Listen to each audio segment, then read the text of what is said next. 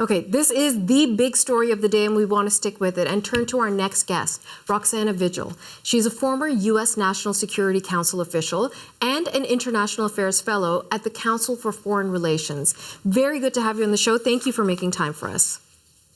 Thank you. Roxanna, just before speaking to you, we were with our colleague Gloria in Montreal, and she was speaking to Venezuelan nationals living in Canada who are celebrating what has taken place, the ousting of Nicolás Maduro, which seems so at odds with so much of the international analysis that we're getting that this may have been an illegal act carried out by the U.S. president. Talk to me about how you're interpreting what is taking place in Venezuela. Yes, on the one hand, of course, Venezuelans that have seen their country deteriorate over 2 decades and they voted for Maduro to leave office in 2024. And Edmundo Gonzalez won that election, which Maduro stole, refused to leave power. So it's understandable. The Venezuelan people have spoken and they want a change. With that said, my concern as someone that has worked in the U.S. government for 15 years on national security issues and specifically Venezuela is the Trump administration has not made clear what is their plan when they say that they are going to run the country. And another very big concern is that they haven't said anything about elections. When are the presidential elections that will help shape Venezuela's future and transition Venezuela to a democracy going to take place? And the oil sector, if that is a prerequisite for such elections, the oil sector is going to take years, if not a decade or more, to come back to a healthy and productive oil sector. So I have some big concerns about what comes next in Venezuela and how long it's going to take and what this means for the U.S. presence and U.S. ability to run the country for the long term. Okay, so then, Roxanna, let's play out 2 scenarios, beginning with what your worst case scenario is. Now, there is a lot of skepticism out there about the U.S. president's presence in Venezuela.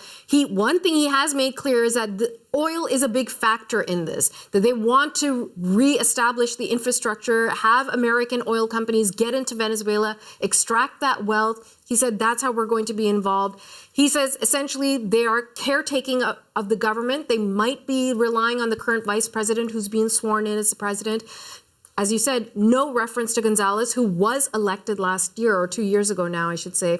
So what, in your mind, would be the worst case scenario with the American presence there?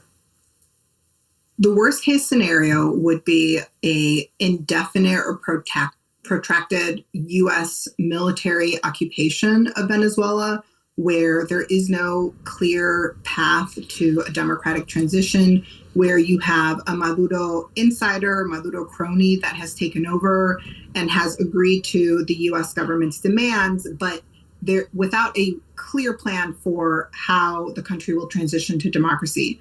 With regard to the long-term future of Venezuela's oil sector, 3 big things need to happen that won't happen overnight in order for Venezuela's oil sector to recover.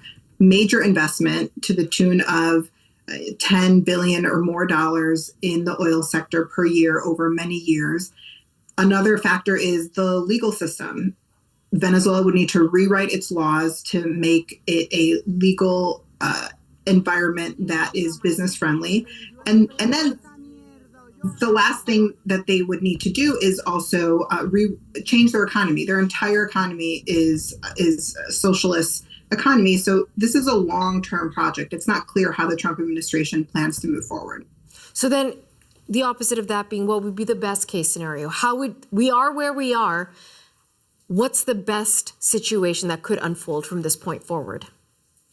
The best situation is for the Trump administration to work with Venezuelan political leaders to set a date for an election that has a very clear schedule, and then a government that wins that election works with the U.S. government on how to recover the oil sector, bring it back to to the state that it was many, many years ago, but it needs to be with a government that has a mandate from the Venezuelan people, not with a government that's been put there as a puppet of the U.S. government. Let me ask you about stability within Venezuela. While today there might be both trepidation and relief, people need to go about their daily lives. And as you said, the economy is in such a deep crisis. Who's running the show remains somewhat unclear. And there are armed gangs. There is an issue of gang warfare and criminality throughout the country. How is this all going to be managed within the next few days? This is another major concern. You're absolutely right. The security situation in Venezuela is very tense. You have armed groups that are active in Venezuela. Some of them have crossed the border from Colombia. You have many different criminal groups. You have prison gangs, including Tren de Aragua, which began as a prison gang. And I think the other factor here is the military. The military has been engaged in a lot of criminal activity, including a lot of the repression and the corruption that takes place in Venezuela. So the big question is this government that takes over, whoever's in charge in Venezuela, do they have control over the security situation? Is the U.S. government going to assist with taking control over that situation? Or are we going to see a spiral into violence and instability in Venezuela that could push more instability out to the region that has already been on the receiving end of large numbers of Venezuelan migrants? Roxanna, let me ask you about turning it back to the U.S. administration and the message this president and this government is trying to send, not only to Venezuela, but to other players, including Russia and Iran. I think there's a few factors here. One is the Trump administration has made clear that they expect the naval deployment and the blockade that was announced just a few weeks ago to stay in place. And the naval deployment has been there for over 4 months.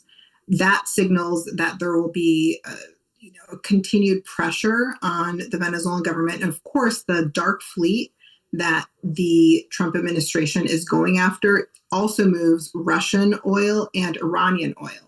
But so far, this enforcement effort has been focused on Venezuelan oil. So a big question is the Trump administration going to increase its efforts against this dark fleet that's moving Venezuelan oil, but also other sanctioned oil?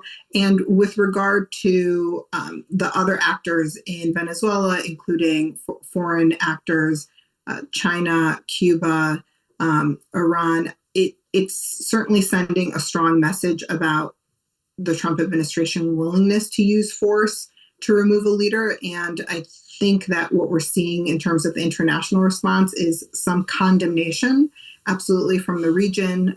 But there are some countries that have expressed support, including in the region. Roxanna Vigil, very good to speak to you today. Thank you so much for your time. Thank you.